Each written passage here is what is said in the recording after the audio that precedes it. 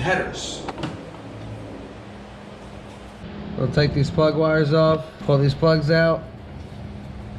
Thing about getting around to installing headers on 40,000 miles is you end up finding out what the weak link parts are. You know, just went to go pull this off with ease and it's separated, so it's about time to upgrade, I guess. The wires off, plugs now. 1, 2, 3, 4. For anybody that's not smart enough to know, there's 4 on this side.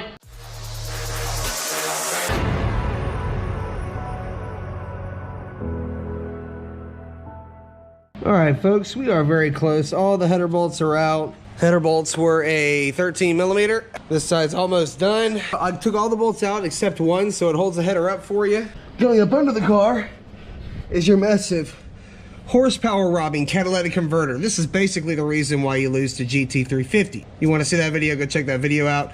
There's 2 versions. Okay, so these bolts have to come out. Those bolts at the bottom of the header, there's 2 of them. These guys. 40,000 miles in this Grand Sport, and this one broke coming out. So just to give you an idea of what you're looking at, once you get this undone, you basically undo those to drop it and take it apart. Whole system comes out the bottom, you pull the header out the top, and try your best to get a LongTube in. So food for thought, the driver's side header came out through the bottom, the stock manifold. Getting the O2 off was bad. Woo! Driver's side. 30 pounds of horsepower robbing potential. The stock manifold and the stock cats. The headers are about half the weight of the stock setup. We are on for this side, but boy was it a nightmare. We pulled the valve cover, we pulled the coil brackets, and because it's dry sump, that line down there that feeds up, we'll go down there and look at it in a minute, was in the way, and we could not get the header up from the bottom, so we ended up having to put it in from the top. Me and Sean had the vehicle lifted, basically very unsafe. It was up another 6 inches from where it is now. I've lowered it down level, but we had all these 2x4s in here, the jack maxed out, and we could just not feed it in from the bottom. It would not get in a tall enough angle. We had to come in from more of a side angle and wouldn't clear my dry sump lines. We did that for about 30 to 40 minutes and realized that we were just not gonna be able to push these enough out of the way, so I'm gonna put these brackets back on and get this tucked back up and bolted in, and get these extension lines and stuff put on as well. It was off by about 1/4 of an inch, so I had the idea of taking off the valve cover and the coil packs, and it gave us about another 1.5 inches actually, and they went right in. So this is how you will have to do the install for a dry sump setup. This LS3 is different. Let me tell you, oh my gosh, we just took a break for like 1.5 days because I thought the headers would not fit, but they actually do fit. I did not know that I had an aftermarket starter. When I was down there, I saw this pretty red, and I'm like, man, this thing looks really flossy for an OEM starter. So basically, long story short, piston number 2's piping, right? No, actually, piston number 1's piping. It is hitting this back side of the starter, and it wouldn't clear by like 1 inch. So I'm like, dude, I can't grind that off. I don't really know what I'm gonna do, but I did notice this was a separate billet piece. Now, this starter runs like 220 bucks. I really didn't want to get rid of it, but as you know, or if you're new to the channel, I have a 5.3 build going on that's actually built. It's done. We need to button it up, and we need to start pulling the motor out of the estate sale Camaro. And because of that 5.3, I actually have a brand new 5.3 truck starter. So I ran over to Kevin's house to get that, hoping that would be smaller than this, and it wasn't. That's a beefy truck starter. Literally didn't solve anything. So I called Vets Unlimited here in town, and of course he's like, oh dude, you got a Power Master, it's adjustable. And I'm like, oh my God. So I literally undid this. So the billet plate is tightened in with these Allen heads right here, and this plate right here recesses down, and it's like a cone. That's how it has its tension. Once you tighten these, the billet piece is tightened to the actual starter housing. So rotated the billet piece 180 degrees, now it fits. Let's put some headers on. Okay, fellas, the headers are bolted up, the gaskets are on, the spark plugs are in. Brand new spark plugs. That side's tightened up. I'm about to put the O2s in, or at least the extended O2s. That's at least for sure for right now. That one's got to go in. And yeah, fun fact, I got new wires because I went to pull the stock wires out and one of them just came apart. So upgrade. It's not broken, just upgrade. Anyway, I got these XLs. I just happened to get them, and they're badass, man. These things are like made out of porcelain, have little labels on them, man. These things are definitely lit. Done and officially ready to go. The O2 extensions I ordered were for front and rear, and they labeled it wrong, so I actually only got downstream O2 extensions. I'm not even going to use those in the front collector areas because that's not where they're supposed to go, and I don't want to mess with anything outside what it's supposed to be. You're supposed to move both sets of O2s further down when you go with headers. Car starts up just fine. We have the discrepancy with having to solder the starter because I accidentally frayed one of the copper wire backings on it. We'll snap to that right now. Hold that.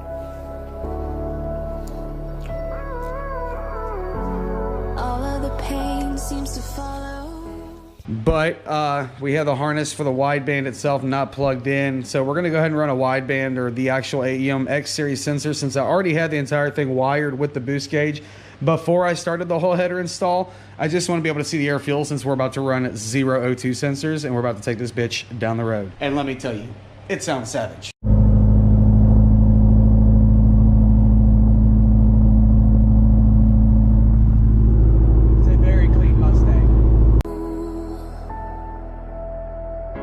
A shadow dark and cold to the touch.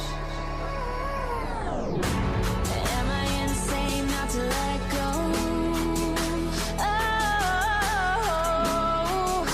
go on, just do what you do. And it hurts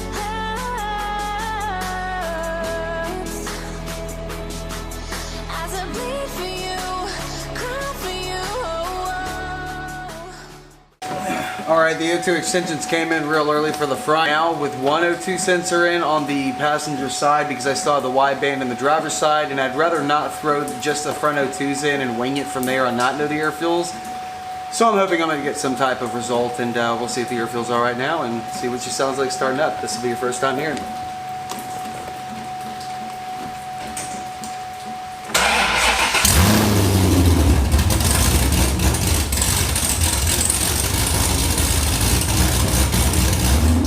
Into heatsink mode, so I'll let it heat up again, shut the car off, so let's give it a try again.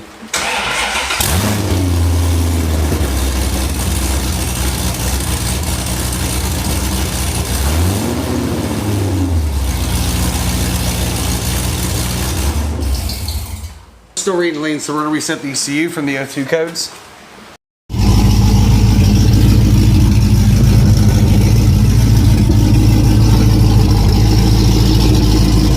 Also, I felt it might be smart to address the squeaky noise people might have been asking about, the wee wee wee every time I turn off the engine, and that is because the Speed Engineering headers that I took a gamble on, again, were only $4.89 shipped to my doorstep for the long tubes, the X pipe, and 2 sets of pipes, all the way basically out to the axle.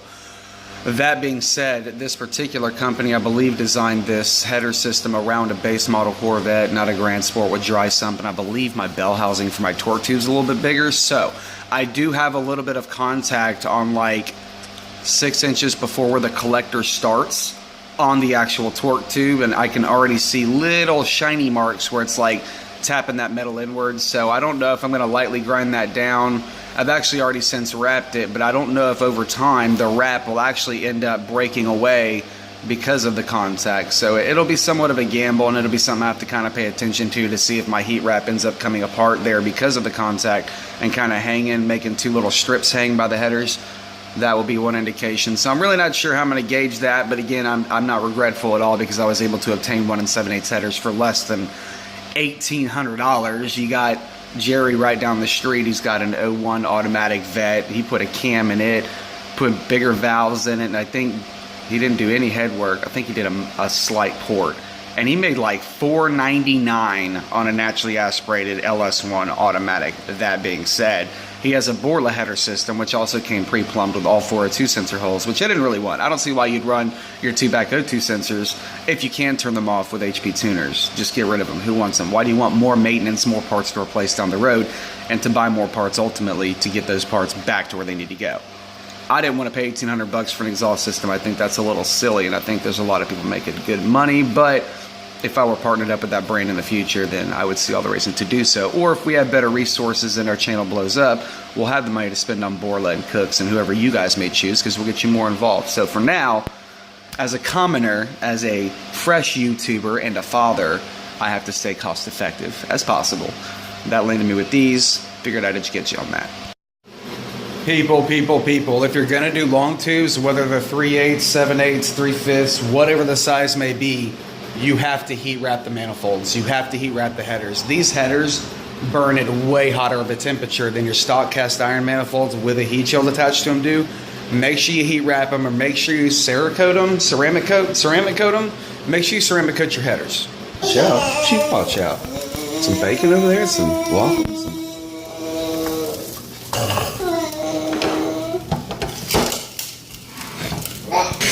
Alright, fun fact, we are editing on the cell phone, and I want to drop you some quick information. I was already a little weary about how lean the car was running, but that was simply because I was running open tubes and the wideband was right there. It was like 3 inches from exposed atmosphere, so I was picking up a lot of oxygen from the world, showing that it was like lean as shit. So all of the precautions I was taking, like running it for 15 seconds, was totally unnecessary.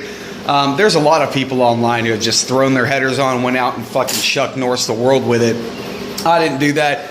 It's kind of proof that LS3s can take it. They're not running that lean from the get-go. I'm not going to do none of that shit because obviously I don't want to blow the engine up. Car's worth a lot of money, so I'm not trying to go savage down the street. Plus, we got the blower on it. It's probably going to be a 600 horsepower car easy with the long tubes on it after it gets tuned. So, yeah, don't have your long tubes. Don't have your wideband in the actual collectors. If you're going to run open tubes, it's going to read lean as shit. I will tell you that driving it around, it's about 1 digit higher leaner than it was initially. So, like, cruising down the street is like 16.5, sometimes scrapes into the 17s, and then like idle is like 15.8 to 16.2.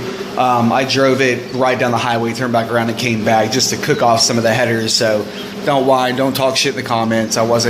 It's not like I drove it cross country or anything like that. She's actually getting a tune right now, so the car is done, and I'll drop some more teaser videos soon. Make sure you stay subscribed, make sure you watch. Growing every day. We hit the big 600. Thanks everybody for subscribing. Going to 600 from where we were at was quite phenomenal for me as an accomplishment, and it will only be a matter of time before we get to the big 1,000 and go further and further and further and just rub it in people's fucking faces. For that, I thank you.